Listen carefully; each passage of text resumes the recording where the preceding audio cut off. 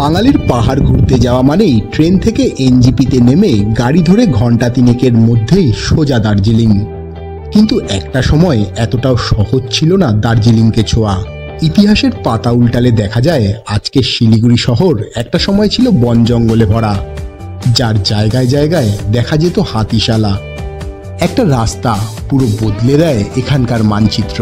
Hill Cart road, সাহেবদের তৈরি করা রাস্তাটা শিলিগুড়ির সঙ্গে সংযোগ স্থাপন করে দার্জিলিংয়ের। ৭৮ কিলোমিটার এই রাস্তাটা এতটাই জনপ্রিয় যে স্বাধীনতার আগে দেশের মধ্যে সবচেয়ে বেশি যত্ন আর মেনটেন করা হতো এই হিলকাট রোডকে।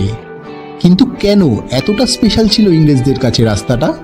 এক কথায় বলা যায় আমাদের মতো ব্রিটিশ সাহেবদেরও ছুটিতে দার্জিলিং ঘুরতে যেতে ভালো লাগতো। কিন্তু না, ইতিহাস ঘাটলে দেখা যায় এর পিছনে রয়েছে আরেকটা কারণও। সেই নিয়েই আজকের ভিডিও। আমাদের পাহাড়ে ঘুরতে যাওয়ার পছন্দের রাস্তাটার ইতিহাস কি, আর কেনই বা বানানোর দরকার পড়ল হিলকাট রোডের?